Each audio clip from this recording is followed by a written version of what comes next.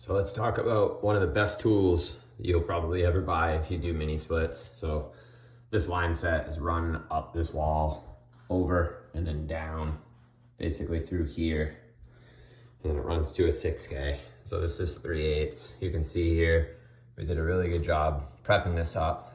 You wanna make sure that when you take and use a deburring tool or an inside reamer that you get rid of all of the burrs on the inside and outside of the pipe. I usually will run my finger through, and if I don't feel anything, we know we're in good shape.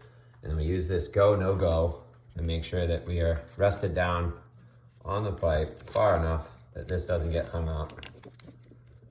So I start to feel a little bit of resistance here. And then I don't have two hands, but what we'll do is we then take these two detents, you line those arrows up with detents on the back side of your die, which is right there. Those two arrows line up with those.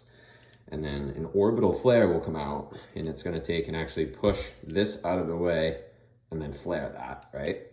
And then when we're done, what we do here at Local Energy, and what I recommend to every one of you out there doing splits, is we use what's called a flare go, no go gauge. And what this has inside of it is a step, you see right there.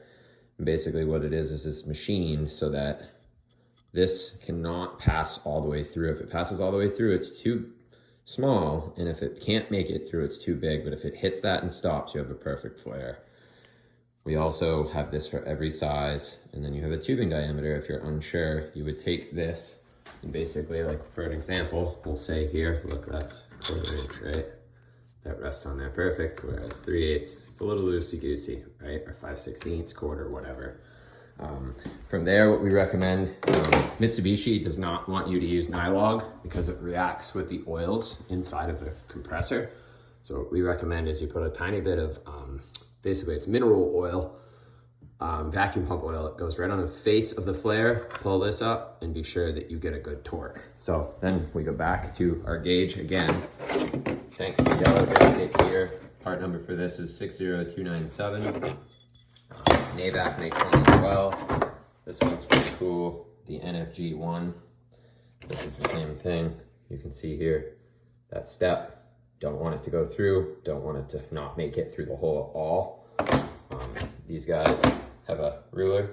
These guys actually have on the back side of theirs. You can see, boom, boom. This has a recommended torque value, so it's impossible to screw it up. The 1/4 inch, I always recommend not using a torque wrench because a lot of them are really clunky. Unless you get the Yellow Jacket Crowfoot, which is what I try to use the most when I have the room. When you're working in these rough-in boxes, you can see I haven't secured this plate to the wall, but these rough-in boxes are extremely difficult once the head is up to actually get the proper torque on a 1/4. So I just use two small adjustable wrenches. My tool bag is a disaster today, but two small adjustables. Basically, I was gonna show you guys, but I can't seem to find mine right now. Somewhere buried in my bag. And yeah, we from there basically take and use those. It's the smaller version of this guy to tighten. And then we take and put 600 PSI of nitrogen through the system. We come up and we do bubble soak before we actually attach the head to the wall. Over there, you're not taking it back off the wall and then having a potential cracked flare from the head being manipulated. So you wanna do this right, that's how I recommend. And then another tip with these, I always come off the box. I ran into this stud bay here and down beside this electrical box with the PVC. We only run schedule 40 in the walls here because we're not hacks.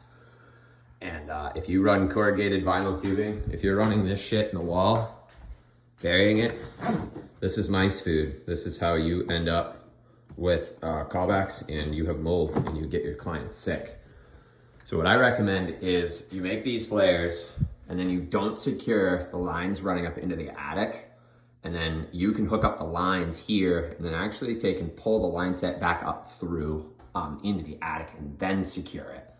And then you leave a tiny little bit of slack. You know, what we did is we ran right up as high as we could. So if we ever needed line set, we could push more down in. If in the event of a leak, we try to think of the service of the system. And then we take from there and we, you know what I mean? Set it up for years to come. I do not really like burying line set in a wall. If there's ever an issue with pinholing or anything like that, which is well known in this industry, it's never fun. It's a really bad situation. You end up excavating walls. And then what I'll also recommend is when you're done, guys, you want to take measurements to PVC, measurements to where the line set is, and then you want to know where studs are. That way there, you're not putting screws through your own stuff. Nothing's worse than not knowing where anything is. So tape measure, make sure you know where everything is, especially if you're drywall, always bury the box. Hope this helps. Take care. Thanks for watching. Sean from Local Energy LLC here out of Maine.